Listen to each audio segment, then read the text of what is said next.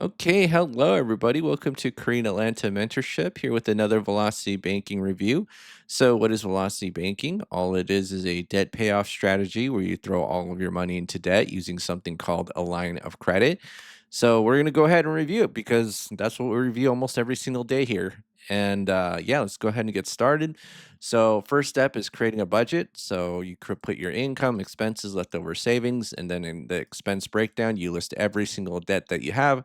So you'll see six credit cards here, an auto loan, a student loan, and a mortgage. And then you have your operating expenses, yeah, food, gas, insurance. So everything that's not a debt goes here, and everything that's in black font here is a debt. And the whole point of this is to get rid of all the debt. And you'll notice this $200,000 student loan here. So hopefully we went to some sort of a professional school that will allow us to make good income. But even people who are professionals freak out about their student loans. And how do we know about this? Well, you just type Reddit, student loan, medical school, and then just type in words like worried.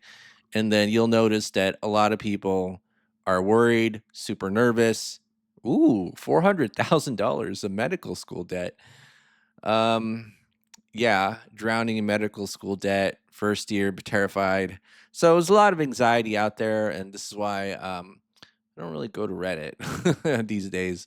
All right, so let's go ahead and get started. So what we're gonna do is we're going to do the velocity banking column with the same income and the same expenses. So if you take a look here, the savings here is going to be zero, and this is going to scare a lot of people, especially this first step. This first step is just kind of having the mindset that you're not going to save money, because one of the biggest questions that people ask themselves, because this is how they're trained, is if I'm not saving money, what if in case I need it in emergencies? And that's true, right? Like, what, that's something you should worry about.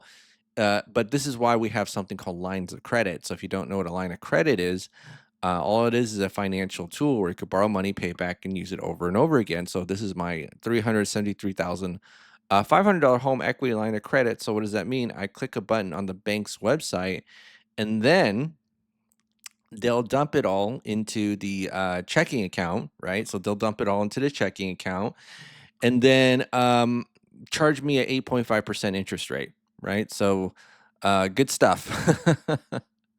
Yes, good stuff. So let me just do this here and actually reset a few things.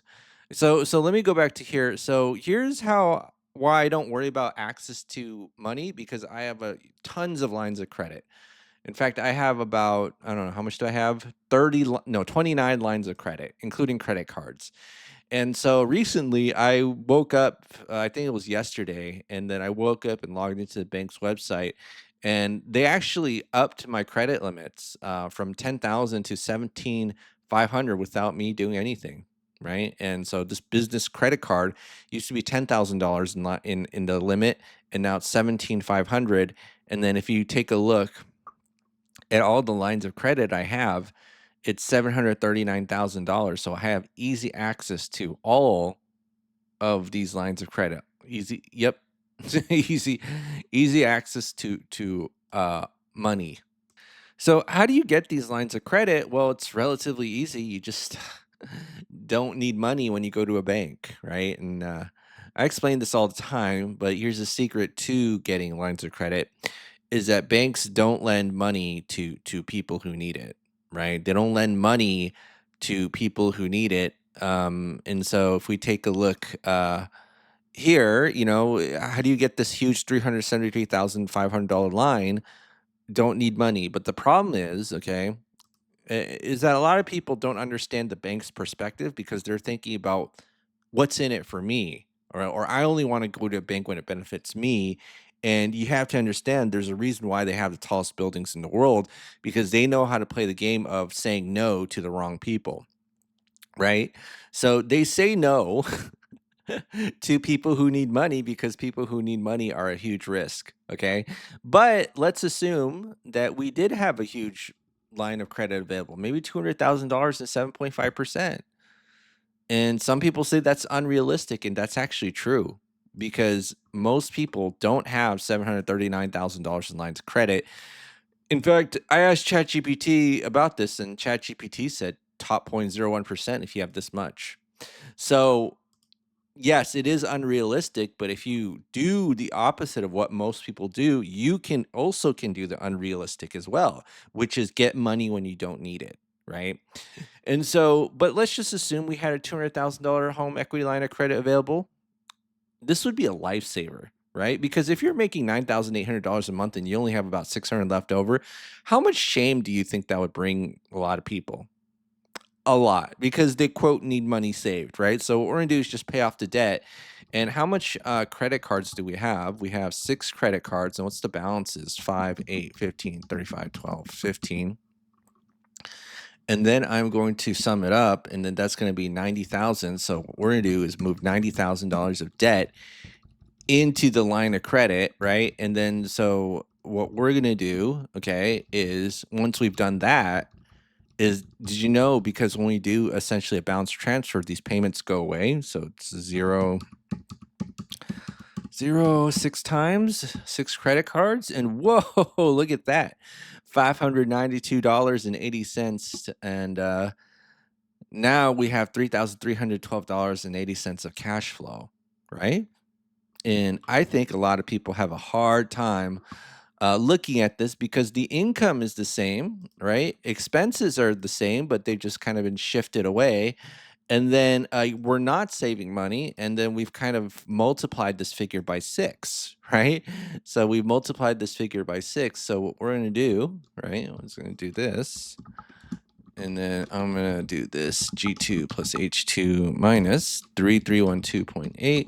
So to get the next month's balance is based on the previous month's balance, interest minus the cash flow right here. And then let's go ahead and take the average daily balance to calculate the interest, 0.075 divided by 12. And I'm going to copy and paste, and then we'll see that the credit cards were all paid off, right? So they were all paid off. And then in month 30, so that's a little bit before 3 years, it's been paid off. So, okay, so 30 months, and we paid off 90K of debt. Okay, so we definitely did that.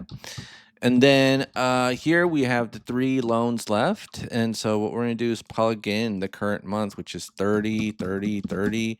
Should give us the latest balance. And if you don't know how we normally pay off debts, we use something called the cash flow index, which is just the balance divided by payment. Spits out a number, and then this is like the ranking order of the debt. So what we're going to do is move this into a line of credit. And then let's do this. And it's going to be plus 11480.24. And then once we've done that, this auto loan payment goes to 0. And then we have more cash flow, and then we pay off debt. And then let's see how that goes. All right.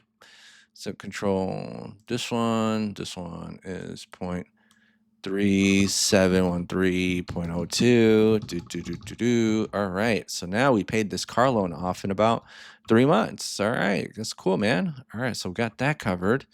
And then now it's time for the student loan. So when do you pay off? In 33 months, right? So 33 months, 33 months, and then it's going to be 90 plus 22. That's going to be 112K. And hold on a second. I think I got something cooking. I got to turn it off. I'll be right back. But for you, it's going to be instant because I'm pausing the recording. But I'll be right back. All right. I am back. I don't remember what I just said. I had an alarm go off and then paused the recording, and then I came back. But anyways, yeah, so taking a look at this here, $200,000 student loan. Oh my goodness. That's a huge loan, right? 33 months, 112,000, and then we'll move it into the line of credit. And so let's just do this 0, 33, 33 here, and then we have 158,000 in the student loan left, and we're going to move that into the line of credit, and then we'll just do this. All right. And then this is going to be plus 158,085.22. And then this is going to be 0. And so now this is going to be 6 grand in our cash flow, right? 6 grand in our cash flow, and just do this and then minus 6035.19. Okay. And all right, so do that here, and it's gonna be 62 months. So 62 months, we are all done and ready with the student loan. And okay, and then that's gonna be 312K. And then the last one is the 30-year mortgage. So at the 30-year mortgage in 62 months, let's see where we're at. Okay, 265,000. And this is a 3% 30-year mortgage. So you might hear on the internet, always move a loan into a line of credit. Not actually true. Okay, so think about this. If you move this $265,000 loan into a line of credit, you're only getting this itty bitty cash flow back, right? So um, the interest rate does matter, but at the same time, you can almost use a high interest rate line of credit to pay off that 30-year mortgage if you want. Like, it's not going to be that big of a deal. You might overpay a little if you use a 30% credit card. In fact, I always like to show this example right here. So just do this. So what's the current balance? It's 265,521 point something, 0.57. And then let's look at the income and the expenses. So I believe the expenses are 2,500, and then income is 9,800, which people would think is insane, but it depends. If you have a $200,000 student loan, you better have some good income, or why'd you get the $200,000 student loan? I actually watched the Caleb Hammer video where this teacher was like, "My interest rate is 1,200 a month." I'm like, "That's not an interest rate," and Caleb was saying that too. All right, so let's go ahead and do this and use a 30% credit card to pay off the loan. So let's do a $9,800 chunk.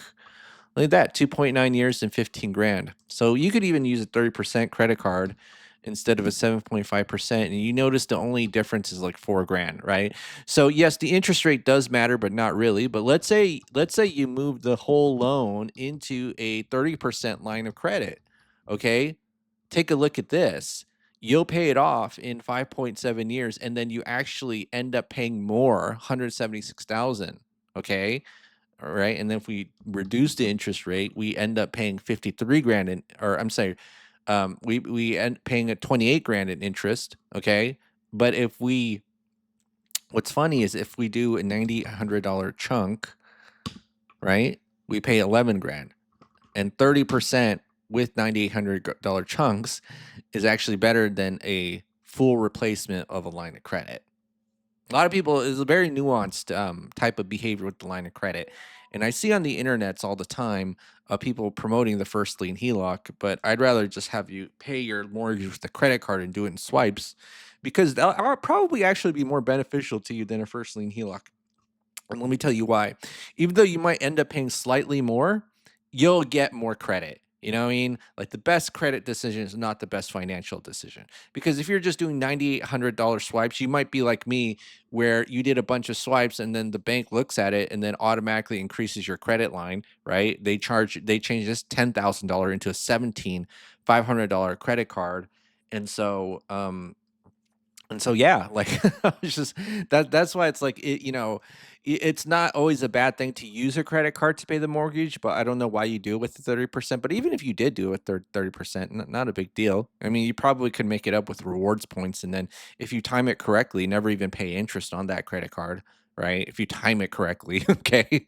All right, so let's go ahead and do a 7.5% chunk. And so that's going to be about 2.9 years. And then we just pay it off in 2.9 years.